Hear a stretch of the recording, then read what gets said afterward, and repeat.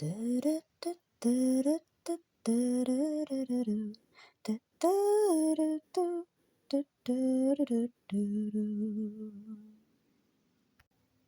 miteinander, and welcome back.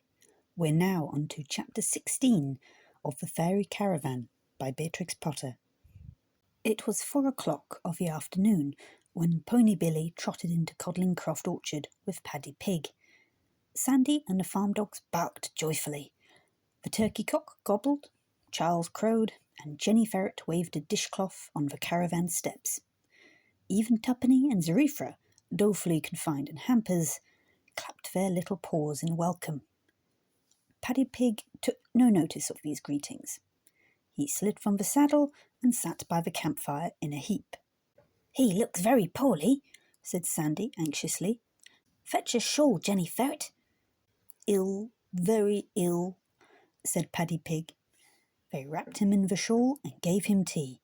He was thirsty, but he had no appetite. The raw potatoes appeared to have disagreed on top of the tartlets.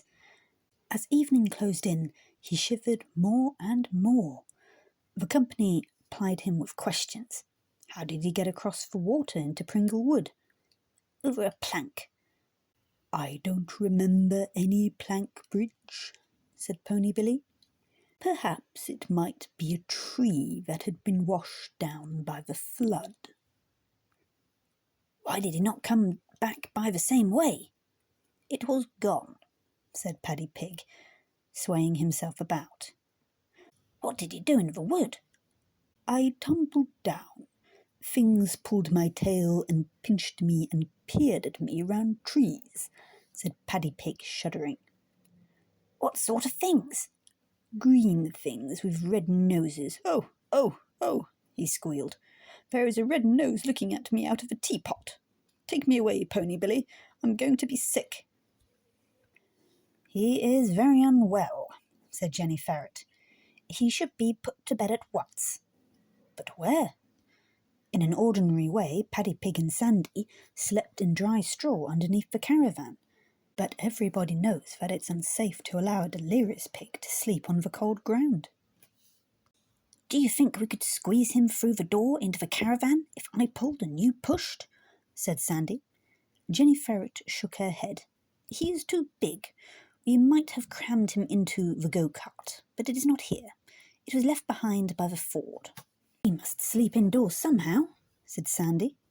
"Why all this discussion?" said Charles the Cock. "Let our honoured visitor, Mr. Patrick Pig, sleep in the middle stall of the stable. It is empty. Margaret, our mare, stands in the stall next to the window, and there is hay as well as straw. I myself scratched out of the hay rack. Cock-a-doodle-doo. And there is even a horse rug, a large buff moth-eaten blanket bound in red braid," said Charles, swelling with importance. "The very thing, provided Margaret has no objections," said Sandy. "Come, Paddy Pig." The invalid rose stiffly to his feet, but he flopped down again nearly into the fire, which would have caused another red nose for certain, had he fallen into it. It was necessary to borrow a wheelbarrow, also the stable lantern, as by this time it was dark. Fortunately, Farmer Hodgson had bedded up the mare and fed all for the night. He was having his own supper, quite unconscious that his stable had been requisitioned as a hospital for sick pigs. He supped in the kitchen, and the windows looked another way. Mrs. Hodgson had occasion to go to the pantry for cheese and the pasty. She glanced through the small diamond panes towards the orchard and the warm glow that was Jenny Ferret's stick fire. "'Tis a red rising moon. Will it freeze?" "Bad for the lambs if it so be," said Farmer Hodgson, gutting the apple pasty. Paddy Pig did not improve. He became worse. His mind wandered. He talked continually about red noses, and he thought that there were green caterpillars in the manger. He was so obsessed with red-nosed peepers that he would have bolted out of a stable if his legs had been strong enough. "Someone must sit up with him," said Jenny Ferret. "I am no use. I am only an old body, and you, Sandy, ought to remain on guard at the camp. what is to be done. I should esteem it a privilege to be permitted to act as nurse. I am accustomed to night watching, said Cheesebox, the smithy cat.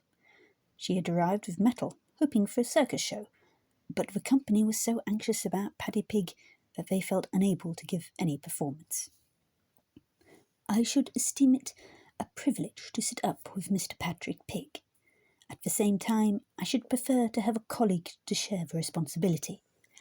Send for Mrs. Scales, Mary Ellen. She has an invaluable prescription for sick pigs, and she understands worm in tail, said Cheesebox. Had it been the time of the moon, we would have hung up rowan berries in the stall, but failing that propitious season, she has medicinal herbs of great virtue. Send for Mary Ellen. Sandy looked doubtful. I presume she is another cat. I'm afraid she might refuse to come with me if I went to fetch her. Could you go, Pony Billy? Are you too tired? Pony Billy sighed, the sigh of a weary horse. Not tired, not at all, but my shoes are past bearing, and there is metal out for a lark. Otherwise, I would have gone to the smithy and had them altered. In any case, I was intending to fetch the tilt cart. Go for the cart before your shoes are changed, Billy. You left it over near to Pringle Wood. I will undertake to have the half hot long before you will reach the smithy. Pony Billy paced across the meadow in the starlight. The hill of oaks rose dark and black against the sky. On the ground, beneath the trees, a few lights were twinkling.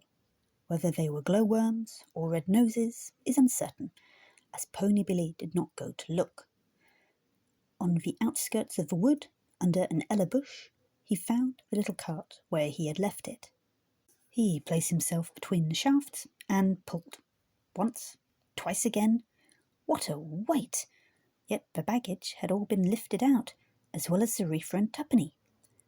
Pony Billy tugged and pulled till he moved it with a sudden plunge that took both the cart and himself over the bank into running water. Thousands of oak apples washed out of the cart kist and changed into sparkling bubbles. They floated away down Wilfin Beck, dancing and glittering in the starlight. He crossed the ford and made his way to the smithy without any further adventure.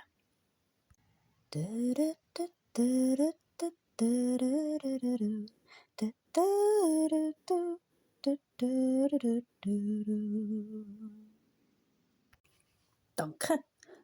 Thank you for coming today. Hopefully we'll get the next chapter out next week. See you then. Auf Wiedersehen.